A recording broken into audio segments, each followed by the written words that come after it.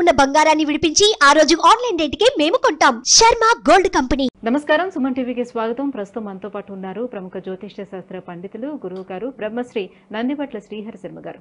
గురుగారు నమస్కారం. వాగర్థ వివ సంపృక్తో వాగర్థ ప్రతిపత్తయే జగతః పితరౌ వందే పార్వతీ పరమేశ్వరౌ. సదాశివ సమారంభాం శంకరాచార్య మధ్యమాం అస్మదాచార్య పర్యంతం వందే గురు పరంపరాం. ఆదిత్యాయ చ సోమాయ మంగళాయ బుధాయ చ గురు శుక్ర శనిభ్యశ్చ రాహవే కేతవే నమః. గురుగారు, ఒక వ్యక్తి తను అనుకున్నటువంటి ఎయిమ్కి చేరుకోవడానికి నిజాయితీగా ఎంతో కష్టపడుతూ ఉంటాడు. అలాగే తన జాతకంలో కూడా ఎన్నో రకాల యోగాలు ఉన్నప్పటికీ కూడా ఒక సాధారణమైనటువంటి వ్యక్తిగానే మిగిలిపోతూ ఉంటాడు. తను అనుకున్నటువంటి ఆ పనిని సాధించలేకపోతూ ఉంటాడు. దీనికి ప్రధానమైనటువంటి దోషం ఏమై ఉంటుంది?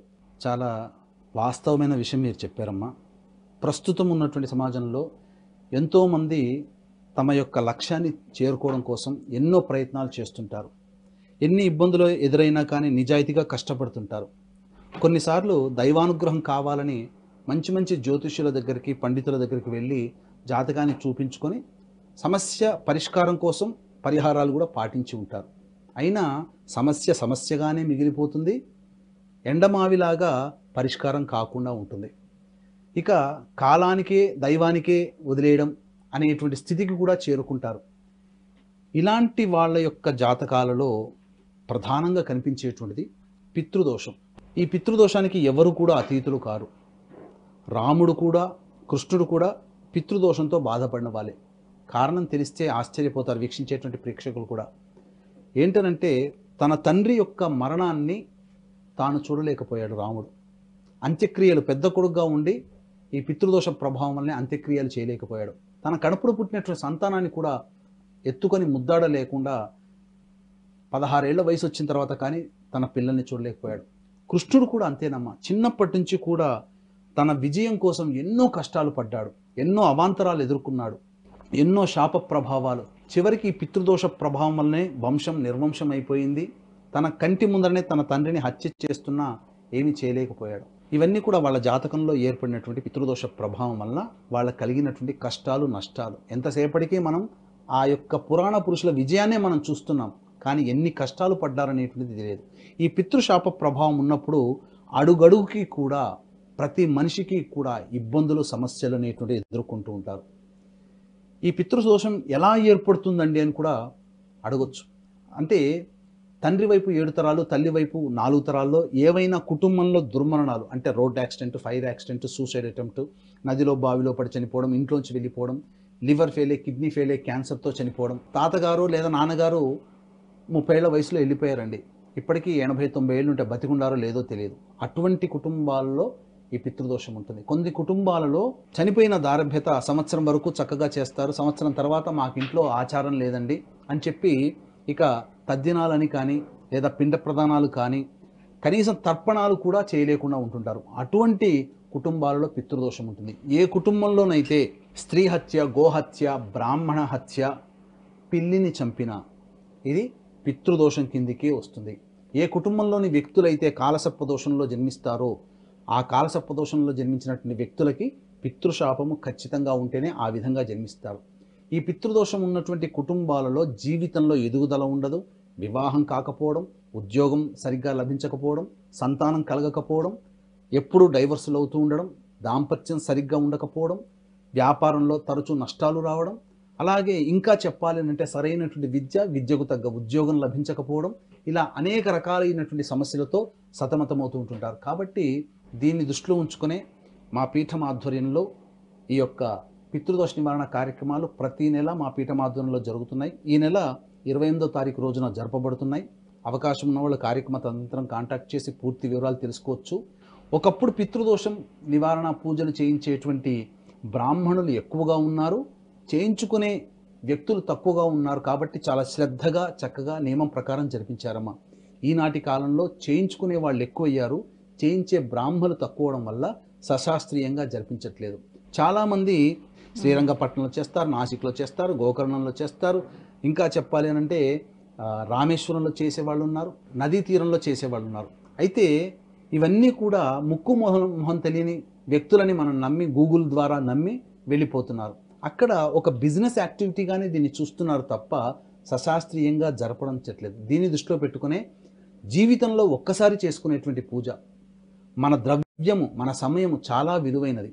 కాబట్టి అందరికీ సశాస్త్రీయంగా చేయించాలనే ఉద్దేశంతో గత 15 సంవత్సరాలుగా ఈ యొక్క పితృదోష నివారణ కార్యక్రమాలు మన పీఠమాధ్వర్యంలో జరపబడుతున్నాయి. చక్కగా సశాస్త్రీయంగా జరపబడుతున్నాయి. కాబట్టి అవకాశం ఉన్న వాళ్ళు కార్యక్రమం కాంటాక్ట్ చేసి పూర్తి వివరాలు తెలుసుకోండి. గురుగారు, జాతకంతో సంబంధం లేకుండా కుటుంబంలో ఎటువంటి లక్షణాలు, ఎటువంటి సమస్యలు ఉంటే పితృదోషం ఉన్నట్లు గుర్తించవచ్చు? వీక్షించేటువంటి ప్రేక్షకులు కూడా జాతకంలో పితృదోషం ఉంది అని తెలుసుకున్న తర్వాత నివారణ కార్యక్రమాలు చేసుకుంటారమ్మా. కానీ కొంతమందికి జాతకాలు ఉండవు, డేట్ ఆఫ్ బర్త్లు ఉండవు. మరి అటువంటి వాళ్ళు ఎలా పితృదోషం ఉందో లేదో తెలుసుకోవాలి అని చాలామంది క్వశ్చన్ వేసేవాళ్ళు కూడా ఉన్నారు. ఇంకా చెప్పాలంటే కుటుంబంలో అనుకుంటారు కుటుంబ పెద్ద జాతకంలో ఉంటే అందరికీ వర్తిస్తుంది ఏమంటారు. కానీ ఒక కుటుంబంలో 5గురు ఉన్నటువంటి సందర్భంలో చిన్న కొడుక్కో చిన్నమ్మాయికి జాతకంలో ఉంటే అది ఎందుకంటే ఇది వ్యక్తి జాతకానికి సంబంధించిన దోషం కాదు, ఇది కుటుంబానికి సంబంధించిన దోషం. కాబట్టి కుటుంబంలో ఎవరో ఒకరి జాతకంలో అది కనబడుతుంది, అందరి జాతకాల్లో ఇది కనబడదు. ఇక రెండో పాయింట్ వచ్చేసేసరికి కొంతమంది జాతకాలు అసలు పితృదోషం అనేటువంటిది ప్రస్ఫుటంగా కనబడదు, కానీ అంతర్లీనంగా అనేక చక్రాలు పరిశీలిస్తే తప్ప పితృదోషం ఉందో లేదో తెలుసుకోలేము. కాబట్టి వీటన్నిటికీ కూడా చాలా సమయము, చాలా ద్రవ్యం వెచ్చించాలి. ఎందుకంటే నలుగురు ఉన్నటువంటి కుటుంబ సభ్యుల జాతకాలు, నలుగురు జాతకాలు చూపించుకోవాలంటే ఈ రోజుల్లో మనిషి సామాన్య మానవుడు తట్టుకోలేడు కదమ్మా.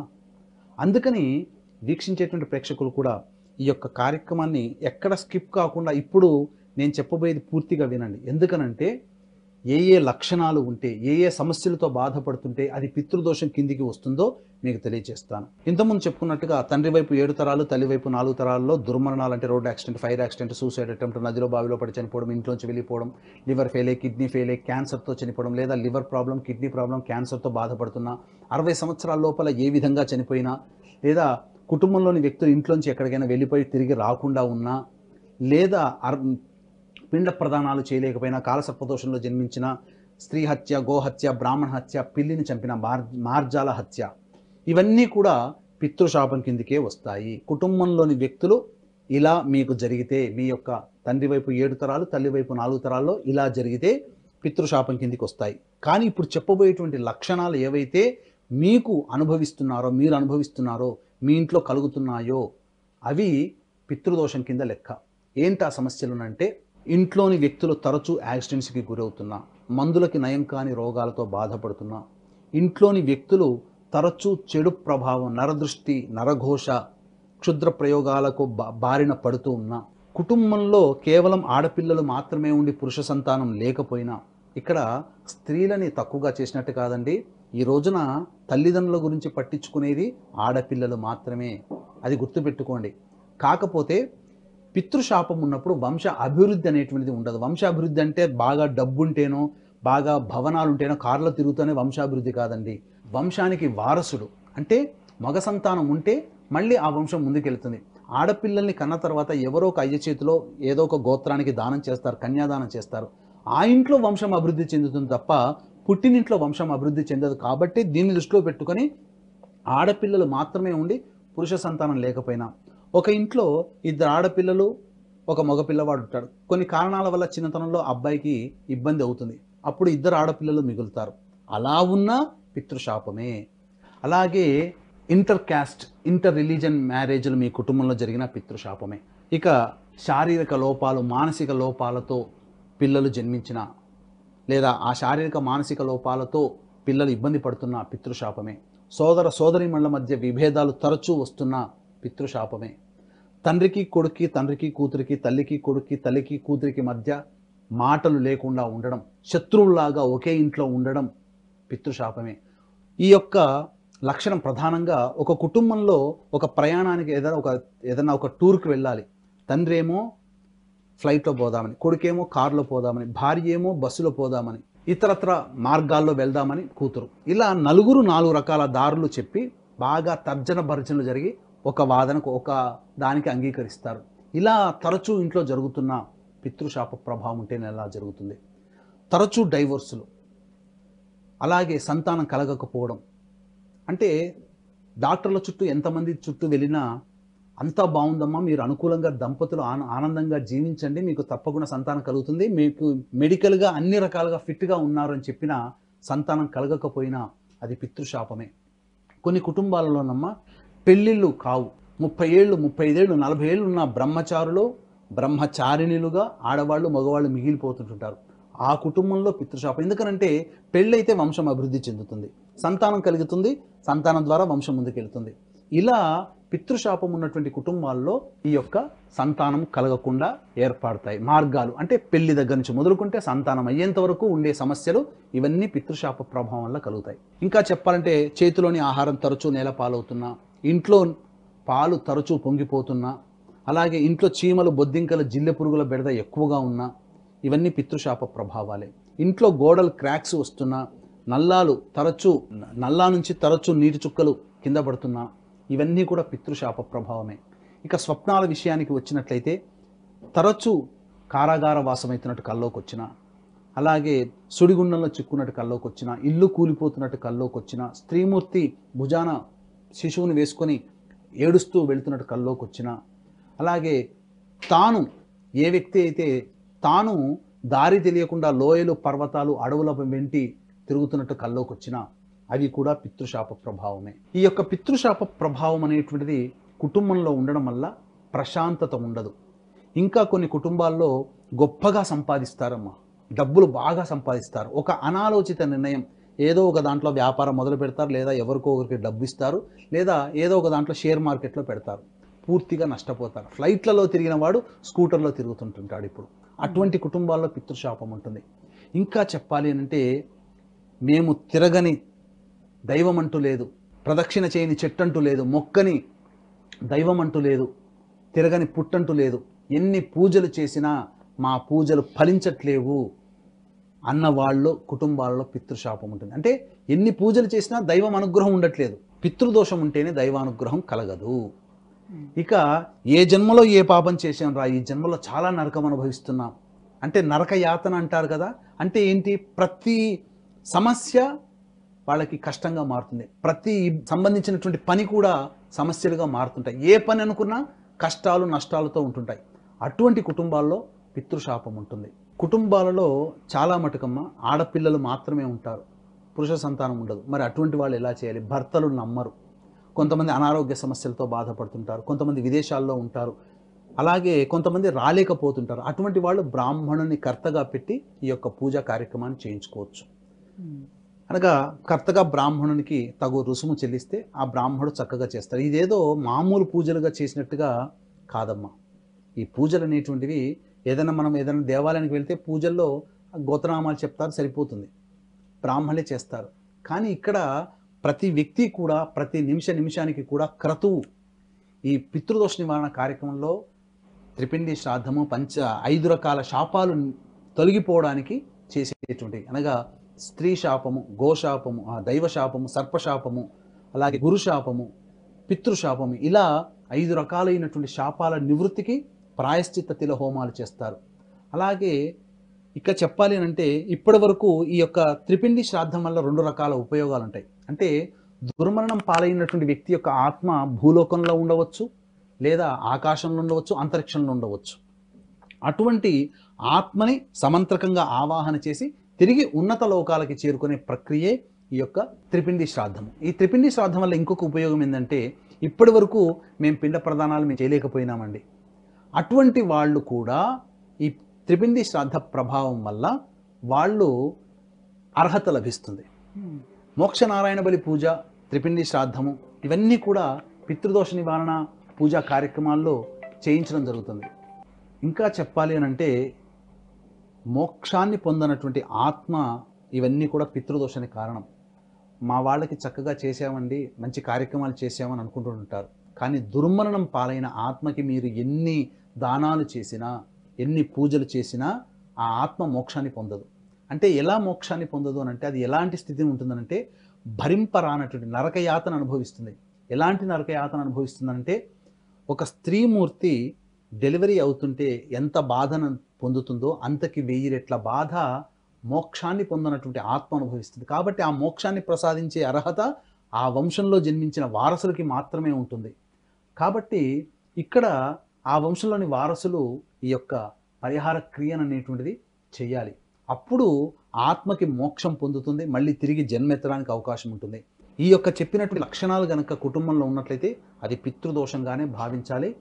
ఈ యొక్క పితృదోష నివారణకి మా పీఠం ఆధ్వర్యంలో ప్రతి నెల ఈ యొక్క కార్యక్రమాలన్నింటినీ జరిపించడం జరుగుతుంది. ఈ నెల 28వ తారీఖు రోజున ఈ పితృదోష నివారణ కార్యక్రమం జరపబడుతుంది. కాబట్టి అవకాశం ఉన్న వాళ్ళు శాస్త్రీయంగా మీకు దగ్గరుండి ఈ యొక్క కార్యక్రమాన్ని నిజాయితీగా చేయించగలుగుతాం. కాబట్టి అవకాశం ఉన్న వాళ్ళు కార్యక్రమం తదనంతరం కాంటాక్ట్ చేసి పూర్తి వివరాలు తెలుసుకోవచ్చు. గురుగారు, ఇంతకుముందు మీరు చెప్పినట్లుగా ఎన్ని పూజలు చేస్తున్నా కూడా ఆ పూజా ఫలితము వారికి దక్కట్లేదు, ఆ దైవం కరుణించటం లేదు, దీనికి కారణము పితృదోషం అని చెప్పారు కదా. అంటే ఈ పూజలన్నీ కూడా అంటే దేవుడు ఇవ్వలేని ఫలితం పితృలు ఇస్తారా మనకి? మనము వీక్షించేటువంటి ప్రేక్షకులుగా మనం పూజ చేస్తుంటాం. ఆ పూజ ఏ దేవుని కోరి మనం పూజ చేస్తాం? అభిషేకం చేస్తాం, చండీ హోమం చేస్తాం, సుదర్శన హోమం చేస్తాం, రుద్ర హోమం చేస్తాం. మనకు దేవుడే మనకు డైరెక్ట్గా మన కోరిక తీరుస్తున్నాడు అని అనుకుంటాం. కానీ కాదండి, పితృదేవతలే మనకు యొక్క అనుగ్రహం వల్ల మన కోరికలు తీరుతున్నాయి. ఎలానో తెలుసుకుందాం. పితృశాపం ఉన్నప్పుడు కూడా మనం అనుకున్న కోరికలు తీరకపోవడానికి కూడా మనం బోర్డు ద్వారా తెలియజేసుకుందాం. మనిషి ఇక్కడ ఉండి తనకు చక్కగా పెళ్లి కావాలనో, లేకపోతే మంచి సంతానం కలగాలనో, జీవితంలో అభివృద్ధి రావాలనో, వ్యాపారంలో అభివృద్ధి రావాలనో దైవాన్ని అనగా ఇష్టదైవాన్ని ప్రార్థన చేస్తాడు, పూజలు హోమాలు చేస్తాడు. కానీ ఆ దైవం ఏం చేస్తుంది? మీ పితృలోకానికి పంపిస్తుంది.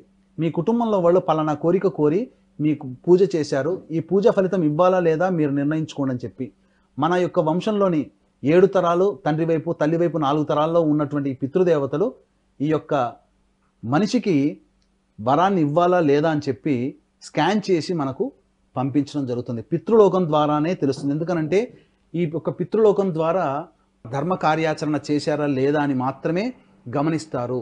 ఉదాహరణకి అమెరికాలో చదువుకోవడానికి స్టూడెంట్స్ వెళ్తారమ్మా. కానీ అక్కడ చదువుకోవడానికి వెళ్ళిన కొన్ని కారణాల వల్ల మొన్న 100-200 మంది దాకా ఎంబసీ వాళ్ళు ఆపారు. అంటే అమెరికా అధ్యక్షుడు చెప్పినా కానీ అమెరికా ఎంబసీ వాళ్ళు యాక్సెప్ట్ చేయకుండా ఎలా అయితే తిరిగి పంపించారో యూనివర్సిటీ ఇచ్చేసేసింది. దేవుడు అనుగ్రహించినట్టే, కానీ ఎంబసీ వాళ్ళు ఒప్పుకోలేదు. అలాగే దేవుడు అనుగ్రహించాడు, కానీ పితృదోషం ఉన్నప్పుడు పితృదేవతలు ఎలా అయితే ఒప్పుకోలేదో ఆ పితృదేవతల యొక్క అనుగ్రహం లేకపోవడం వల్ల మన కోరికలు నెరవేరవు. కాబట్టి ఏ సమస్య తీరాలన్నా పితృదేవతల యొక్క అనుగ్రహం ఉంటేనే మనకు సమస్య తీరుతుంది. కాబట్టి ఈ చెప్పిన లక్షణాలు కానీ ఈ చెప్పిన విధానాలు కానీ మీ కుటుంబంలో ఉంటే పితృదోషముగా భావించి తగు నిర్ణయం తీసుకొని చక్కగా ఈ పితృదోష నివారణ కార్యక్రమం చేసుకొని మీ యొక్క కుటుంబంలో సమస్త విధాలైనటువంటి శాంతిని, సమస్త కోరికలను పితృదేవతల అనుగ్రహంతో తీర్చుకుంటారని భావిస్తూ సెలవు. ధన్యవాదాలు.